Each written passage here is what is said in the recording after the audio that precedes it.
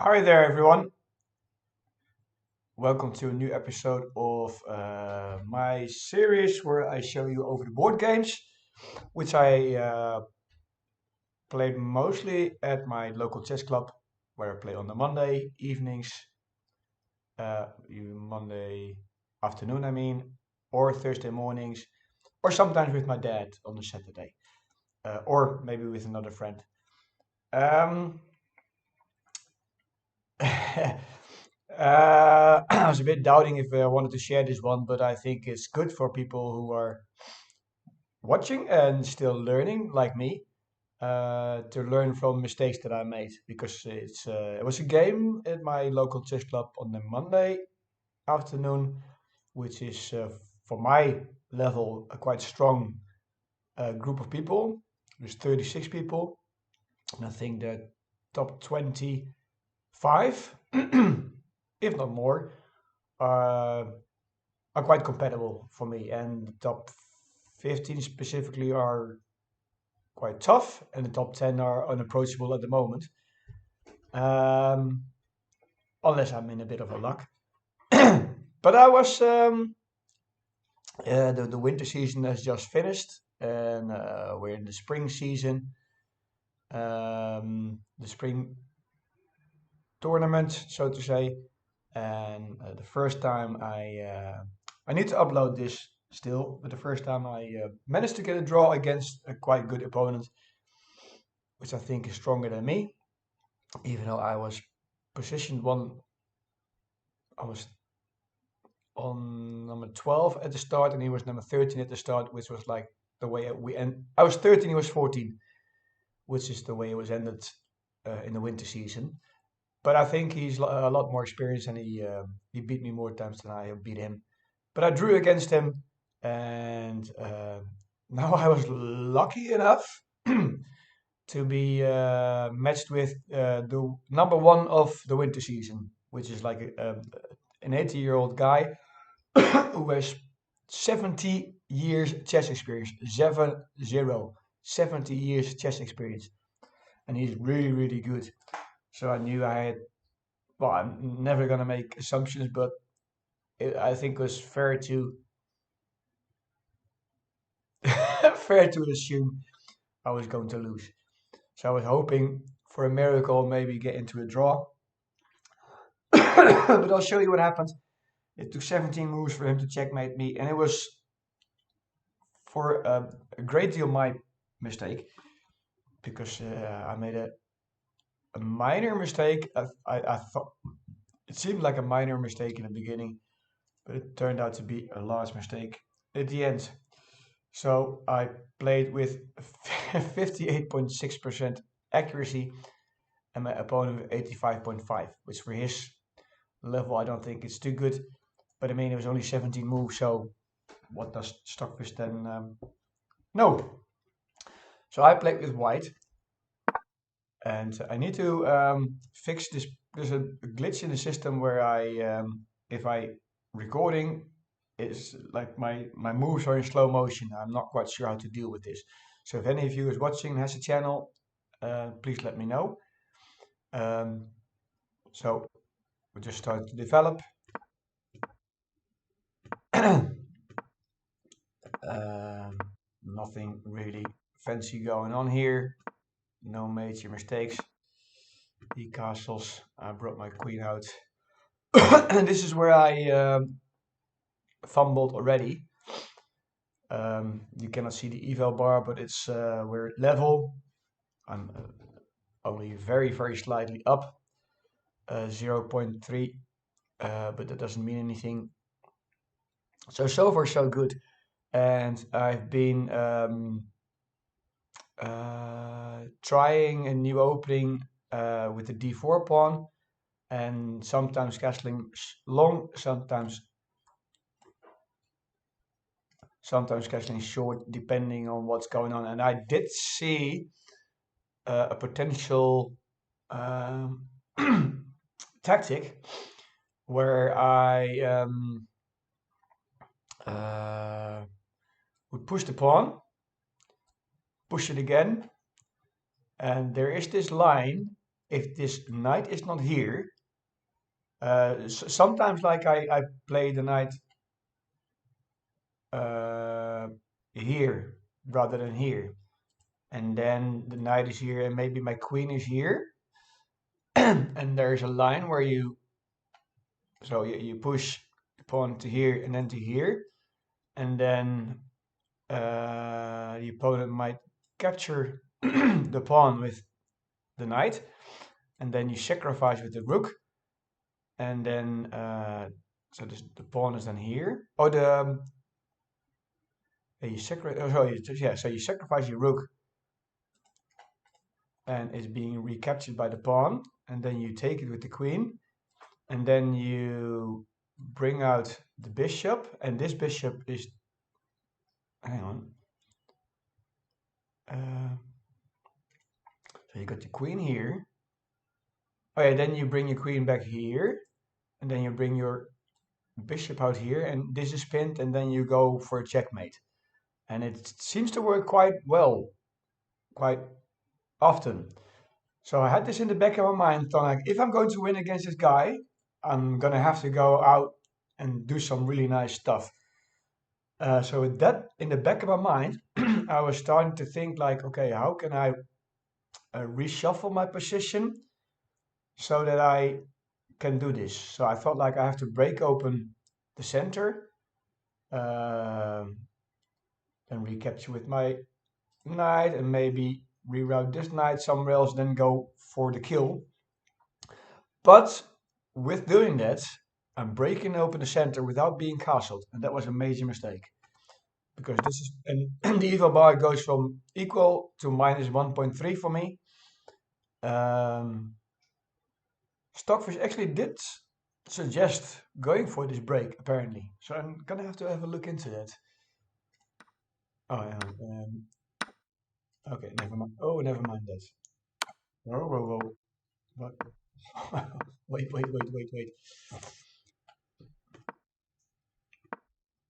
Okay, I cannot see what his plan is. Only that he wanted to put the pawn over here, maybe go for the break. So maybe that was the idea. But now I was in trouble because he recaptured. And what you'll see now is this is hanging.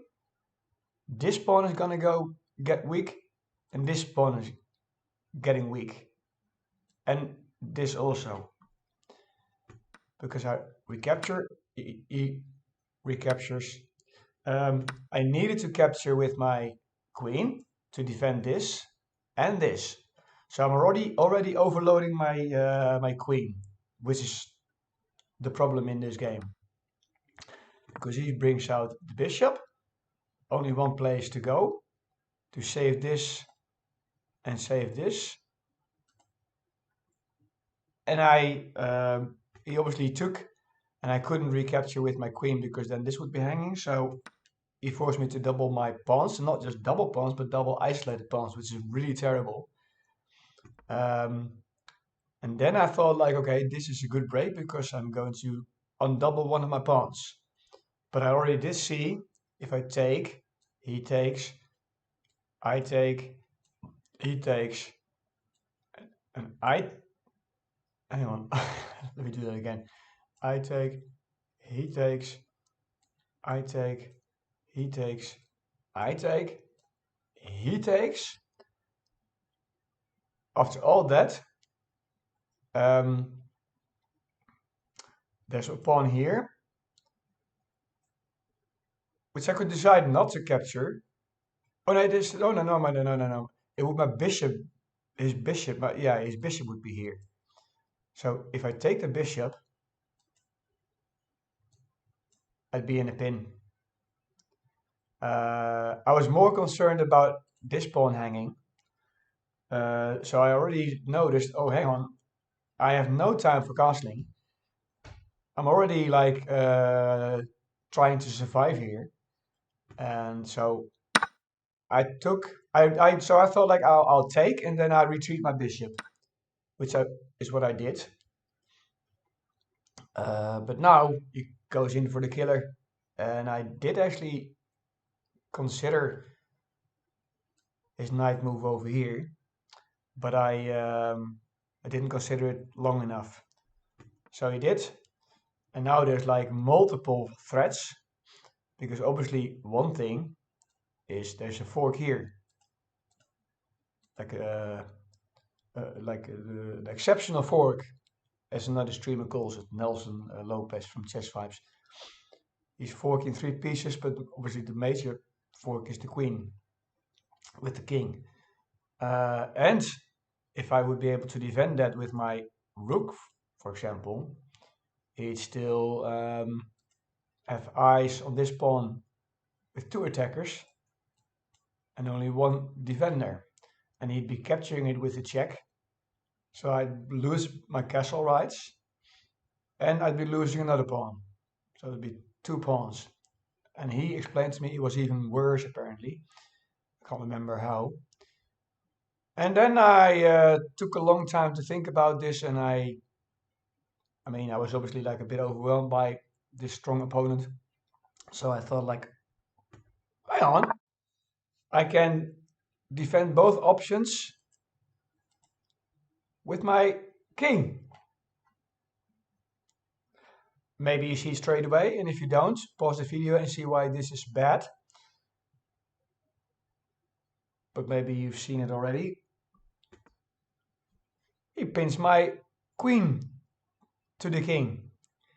And initially I only saw that I was pinned.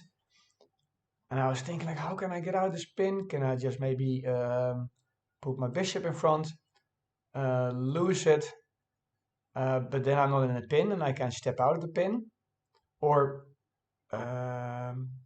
step out of the pin in a way that maybe go here. In hindsight, maybe I would have had to do that. Then I'd be at least blocking this square, which was the most prominent threat. But even though, I mean, he could have just, if I would have put my bishop there, he could have just taken it with his bishop and I would still be in a pin. So I didn't see a way out of it. I thought like maybe bring out my knight, hoping he would take with the queen. I recapture with the queen and he is just, I'm losing just the knight. But I obviously thought like he's so strong, he's never going to do that. He's always going to take it with the bishop and I'd still be in a pin. And I just lost the knight for nothing. And then I saw, hang on, I can just take the bishop. But I obviously saw like, but by doing that, I allow him to give me a check. And then I thought like, okay, if he gives me a check, I cannot move here or here, because obviously that's, I'd still be in check. I could be moving here, so I had 2 options, here or here. So I calculated this one. So he would have checked me here and this would be checkmate. And then I thought like, hang on, I can move here. He checks me here, forks me, but I can get out of the way. And that's just my level of understanding at the moment, because I was obviously under major threat, about to lose my queen. And I didn't think long enough and didn't see that I couldn't get step out of here, because in my thinking about what all could happen, I somehow saw this pawn still here.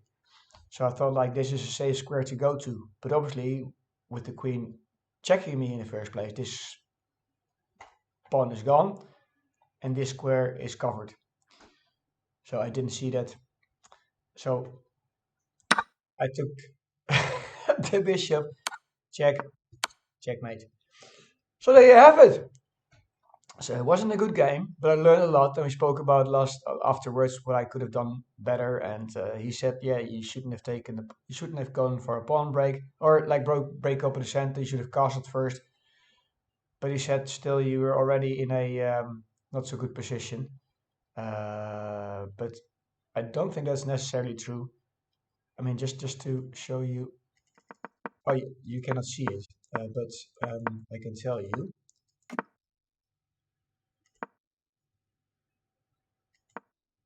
So I'm 0.3 point up here. This goes to 1.3 down. If I would have castled, it'd still be equal. So this would have been just fine, and the game would have gone on. And then I would be safe. Nothing would be hanging. So that's my big lesson. Always develop first completely before you do any tactics. I was too much thinking about these tactics over this side and not castling. So that's my major fault. So I hope you learned something from it. So maybe that you can